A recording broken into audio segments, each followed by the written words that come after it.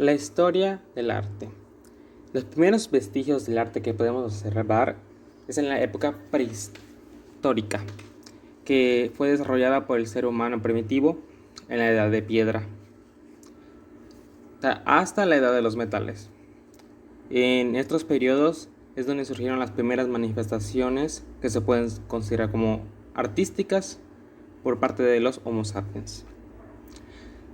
Durante el periodo paleolítico, los seres humanos se mantenían gracias a la caza y a la recolección y habitaban en cuevas, en algunas de las cuales se encontraron los primeros vestigios de las pinturas rupestres.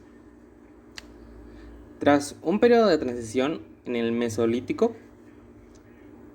el ser humano se volvió sedentario y se dedicó a la agricultura, creando sociedades cada vez más complejas donde fue cobrando la importancia de la religión y se comenzó a producir piezas de artesanía. Y por último, en la edad de los metales surgieron las primeras civilizaciones prehistóricas, donde aún más se consolidó la religión y las piezas de arte.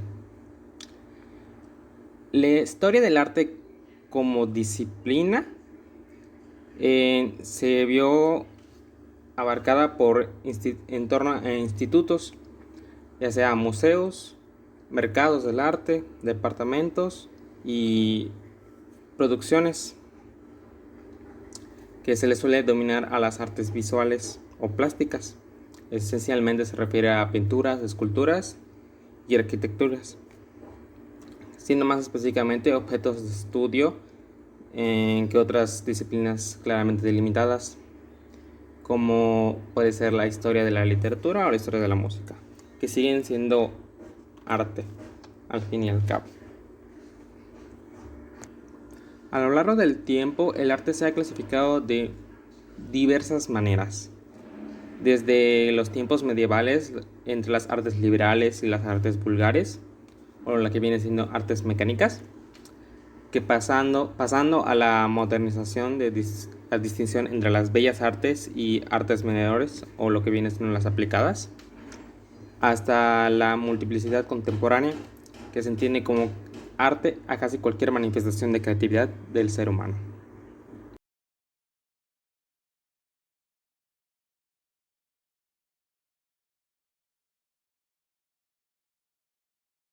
El arte clásica es el nombre que se le da a la antigüedad clásica, que es Roma y Grecia, una antigua época.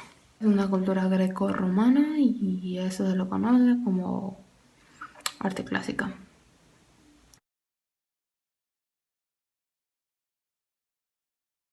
El arte contemporáneo es todo lo surgido a partir del siglo XX. Bueno, pues esto es relativo a cada época y cada vez que vaya saliendo algo histórico, pues es considerado como un arte contemporáneo. Y ya. El arte en la Edad Media. Al hablar del arte de la Edad Media, nos referimos al periodo que va desde el final de la Edad Media hasta el estadio de las revoluciones políticas y económicas a finales del siglo XVIII. Una época con enormes cambios filosóficos y políticos que tienen su reflejo en el arte renacentista y barroco.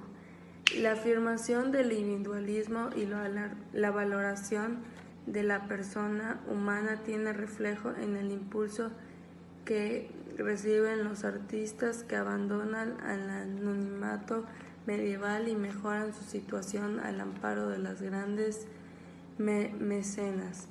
Frente a la deshumanización de la figura humana durante la Edad Media en el escorzo.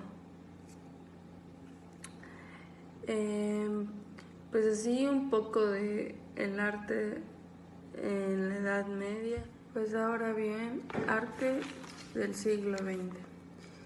El arte del siglo XX se divide en dos grandes etapas la que comprende desde el principio del siglo XX hasta el año 1942, así igual una segunda que comprende desde el año 1942 hasta el final del siglo.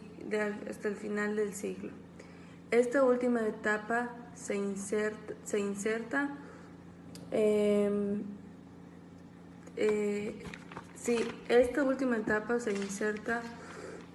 cuando el arte contemporáneo se incluye en este siglo al modernismo, expresiones, surrealismo y arte abstracto.